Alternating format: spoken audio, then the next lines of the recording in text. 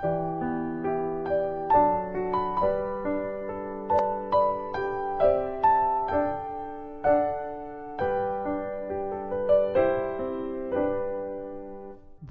It's time once again for the Bible in 1 year, and that's for today, February 12th. We're still in the book of Leviticus, so we're reading chapters 15 to 17, as well as Matthew chapter 27, 1 to 31. Leviticus chapters 15, 16, and 17, and Matthew chapter 27, from verse 1 to 31. Of course, we're reading from the New King James Version as usual. Leviticus chapter 15. And the Lord spoke to Moses and Aaron, saying, Speak to the children of Israel, and say to them, When any man has a discharge from his body, his discharge is unclean. And this shall be his uncleanness in regards to his discharge, whether his body runs with his discharge, or his body is stopped up by his discharge, it is his uncleanness. Every bed is unclean on which he who has the discharge lies, and everything on which he sits shall be unclean. And whoever touches his bed shall wash his clothes and bathe in water, and be unclean until evening. He who sits on anything on which he who has the discharge sat shall wash his clothes and bathe in water, and be unclean until evening. And he who touches the body of him who has the discharge shall wash his clothes and bathe in water, and be unclean until evening. Verse 8. If he who has the discharge spits on him who is clean, then he shall wash his clothes and bathe in water, and be unclean until evening. Any saddle on which he who has the discharge rides shall be unclean. Whoever touches anything that was under him shall be unclean until evening. He who carries any of those things shall wash his clothes and bathe in water, and be unclean until evening. And whomever the one who has the discharge touches, and has not rinsed his hands in water, he shall wash his clothes and bathe in water, and be unclean until evening. The vessel of earth that he who has the discharge touches shall be broken, and every vessel of wood shall be rinsed in water. And when he who has a discharge is cleansed of his discharge, then he shall count for himself 7 days for his cleansing, wash his clothes, and bathe his body in running water. Then he shall be clean. On the 8th day he shall take for himself 2 turtle doves or 2 young pigeons, and come before the Lord to the door of the tabernacle of meeting, and give them to the priest. Then the priest shall offer them, the one as a sin offering, and the other as a burnt offering. So the priest shall make atonement for him before the Lord because of his discharge. Verse 16. If any man has an emission of semen, then he shall wash all his body in water, and be unclean until evening. And any garment and any leather on which there is semen, it shall be washed with water, and be unclean until evening. Also, when a woman lies with a man and there is an emission of semen, they shall bathe in water and be unclean until evening. If a woman has a discharge, and the discharge from her body is blood, she shall be set apart 7 days, and whoever touches her shall be unclean until evening. Everything that she lies on during her impurity shall be unclean. Also, everything that she sits on shall be unclean. Whoever touches her bed shall wash his clothes and bathe in water, and be unclean until evening. And whoever touches anything that she sat on shall wash his clothes and bathe in water, and be unclean until evening. If anything is on her bed, or on anything on which she sits, when he touches it, he shall be unclean until evening. And if any man lies with her at all, so that her impurity is on him, he shall be unclean 7 days, and every bed on which he lies shall be unclean. Verse 25. If a woman has a discharge of blood for many days, other than at the time of her customary impurity, or if it runs beyond her usual time of impurity, all the days of her unclean discharge shall be as the days of her customary impurity. She shall be unclean. Every bed on which she lies all the days of her discharge shall be to her as the bed of her impurity, and whatever she sits on shall be unclean, as the uncleanness of her impurity. Whoever touches those things shall be unclean. He shall wash his clothes and bathe in water, and be unclean until evening. But if she is cleansed of her discharge, then she shall count for herself 7 days, and after that she shall be clean. And on the 8th day she shall take for herself 2 turtle doves or 2 young pigeons, and bring them to the priest to the door of the tabernacle of meeting. Then the priest shall offer the one as a sin offering, and the other as a burnt offering. And the priest shall make atonement for her before the Lord for the discharge of her uncleanness. Thus you shall separate the children of Israel from their uncleanness, lest they die in their uncleanness when they defile my tabernacle that is among them. Verse 32. This is the law for one who has a discharge, and for him who emits semen and is unclean thereby, and for her who is indisposed because of her customary impurity, and for one who has a discharge, either man or woman, and for him who lies with her who is unclean. Chapter 16. Now the Lord spoke to Moses after the death of the 2 sons of Aaron, when they offered profane fire before the Lord, and died. And the Lord said to Moses, Tell Aaron your brother not to come at just any time into the holy place inside the veil before the mercy seat which is on the ark, lest he die. For I will appear in the cloud above the mercy seat. Thus Aaron shall come into the holy place with the blood of a young bull as a sin offering, and of a ram as a burnt offering. He shall put the holy linen tunic and the linen trousers on his body. He shall be girded with a linen sash, and with a linen turban he shall be attired. These are holy garments. Therefore he shall wash his body in water, and put them on. And he shall take from the congregation of the children of Israel 2 kids of the goats as a sin offering, and 1 ram as a burnt offering. Aaron shall offer the bull as a sin offering, which is for himself, and make atonement for himself and for his house. He shall take the 2 goats and present them before the Lord at the door of the tabernacle of meeting. Then Aaron shall cast lots for the 2 goats, 1 lot for the Lord, and the other lot for the scapegoat. And Aaron shall bring the goat on which the Lord's lot fell, and offer it as a sin offering. But the goat on which the lot fell to be the scapegoat shall be presented alive before the Lord to make atonement upon it, and to let it go as the scapegoat into the wilderness. And Aaron shall bring the bull of the sin offering which is for himself, and make atonement for himself and for his house, and shall kill the bull as the sin offering which is for himself. Then he shall take a censer full of burning coals of fire from the altar before the Lord, with his hands full of sweet incense beaten fine, and bring it inside the veil. And he shall put the incense on the fire before the Lord, that the cloud of incense may cover the mercy seat that is on the testimony, lest he die.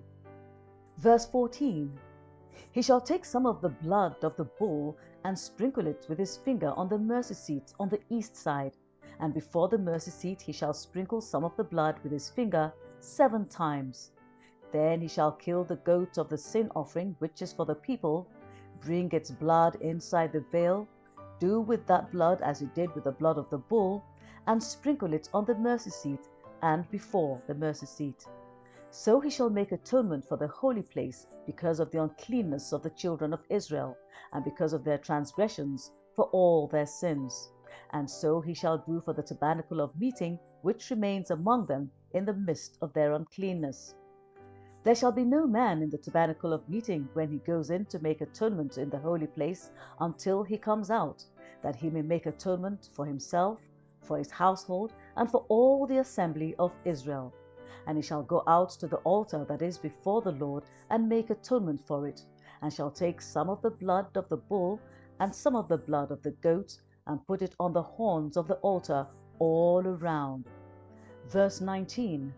Then he shall sprinkle some of the blood on it with his finger 7 times, cleanse it, and consecrate it from the uncleanness of the children of Israel.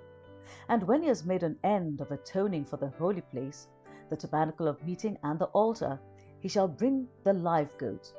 Aaron shall lay both his hands on the head of the live goat, confess over it all the iniquities of the children of Israel, and all their transgressions, concerning all their sins, putting them on the head of the goat, and shall send it away into the wilderness by the hand of a suitable man. The goat shall bear on itself all their iniquities to an uninhabited land, and it shall release the goat in the wilderness. Then Aaron shall come into the tabernacle of meeting, shall take off the linen garments which he put on when he went into the holy place, and shall leave them there. And he shall wash his body with water in the holy place, put on his garments, come out and offer his burnt offering, and the burnt offering of the people, and make atonement for himself and for the people. The fat of the sin offering he shall burn on the altar. And he who released the goat as the scapegoat shall wash his clothes and bathe his body in water, and afterward he may come into the camp. Verse 27.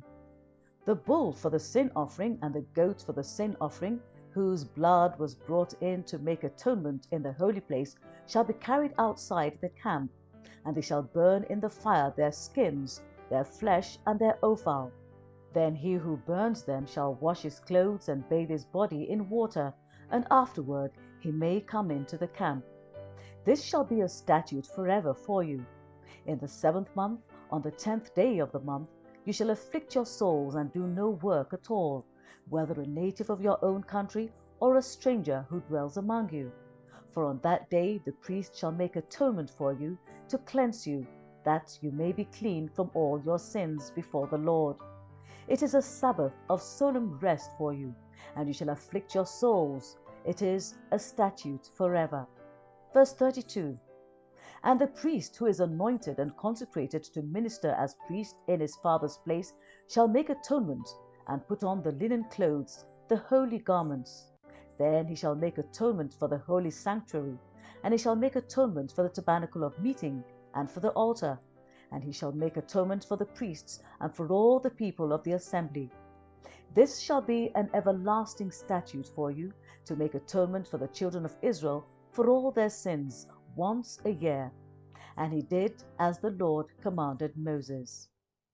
Chapter 17. And the Lord spoke to Moses, saying, Speak to Aaron, to his sons, and to all the children of Israel, and say to them, This is the thing which the Lord has commanded, saying, Whatever man of the house of Israel who kills an ox or lamb or goat in the camp, or who kills it outside the camp, and does not bring it to the door of the tabernacle of meeting to offer an offering to the Lord before the tabernacle of the Lord, the guilt of bloodshed shall be imputed to that man. He has shed blood, and that man shall be cut off from among his people, to the end that the children of Israel may bring their sacrifices which they offer in the open field, that they may bring them to the Lord at the door of the tabernacle of meeting, to the priest, and offer them as peace offerings to the Lord. And the priest shall sprinkle the blood on the altar of the Lord at the door of the tabernacle of meeting, and burn the fat for a sweet aroma to the Lord. They shall no more offer their sacrifices to demons, after whom they have played the harlot. This shall be a statute forever for them throughout their generations. Verse 8. Also you shall say to them, Whatever man of the house of Israel, or of the strangers who dwell among you, who offers a burnt offering or sacrifice, and does not bring it to the door of the tabernacle of meeting to offer it to the Lord, that man shall be cut off from among his people. And whatever man of the house of Israel, or of the strangers who dwell among you, who eats any blood, I will set my face against that person who eats blood, and will cut him off from among his people. For the life of the flesh is in the blood, and I have given it to you upon the altar to make atonement for your souls, for it is the blood that makes atonement for the soul. Therefore I said to the children of Israel, No one among you shall eat blood, nor shall any stranger who dwells among you eat blood. Verse 13. Whatever man of the children of Israel, or of the strangers who dwell among you, who hunts and catches any animal or bird that may be eaten, he shall pour out its blood and cover it with dust, for it is the life of all flesh. Its blood sustains its life. Therefore I said to the children of Israel, You shall not eat the blood of any flesh, for the life of all flesh is its blood. Whoever eats it shall be cut off. And every person who eats what died naturally or what was torn by beasts, whether he is a native of your own country or a stranger, he shall both wash his clothes and bathe in water and be unclean until evening. Then he shall be clean. Verse 16. But if he does not wash them or bathe his body, then he shall bear his guilt. Matthew chapter 27, from verse 1 to 31. When morning came, all the chief priests and elders of the people plotted against Jesus to put him to death. And when they had bound him, they led him away and delivered him to Pontius Pilate, the governor.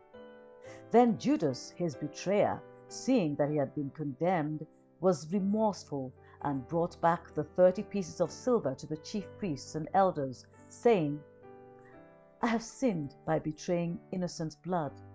And they said, What is that to us? You see to it. Then he threw down the pieces of silver in the temple and departed, and went and hanged himself. But the chief priests took the silver pieces and said, It is not lawful to put them into the treasury, because they are the price of blood. And they consulted together, and bought with them the potter's field to bury strangers in. Therefore that field has been called the field of blood to this day. Then was fulfilled what was spoken by Jeremiah the prophet, saying, And they took the 30 pieces of silver, the value of him who was priced, whom they of the children of Israel priced, and gave them for the potter's field, as the Lord directed me. Verse 11. Now Jesus stood before the governor, and the governor asked him, saying, Are you the king of the Jews? So Jesus said to him, It is as you say. And while he was being accused by the chief priests and elders, he answered nothing. Then Pilate said to him, Do you not hear how many things they testify against you?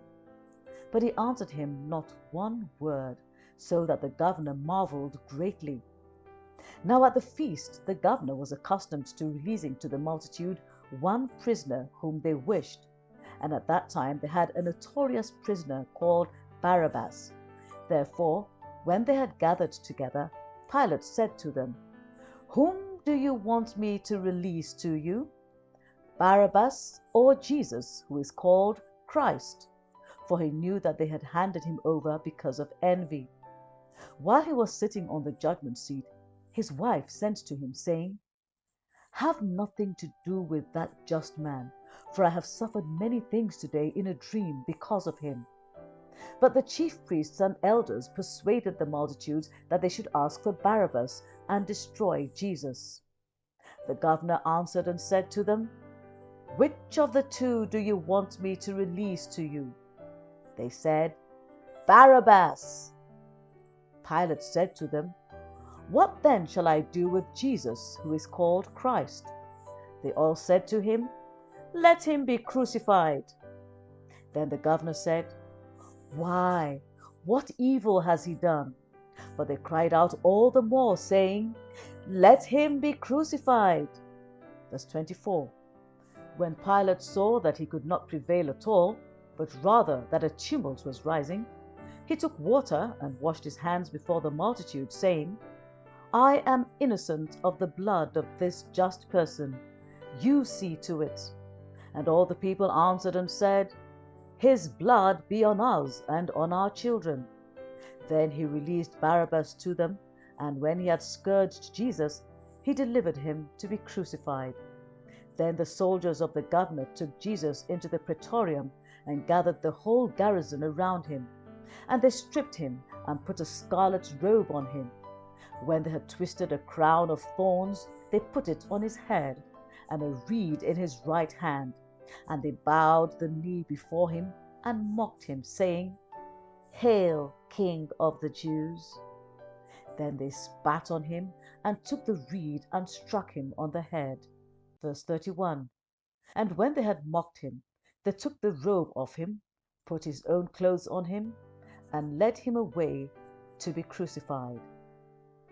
May we continue to be greatly impacted by the reading and hearing of the Word of God. In Jesus' mighty name, Amen.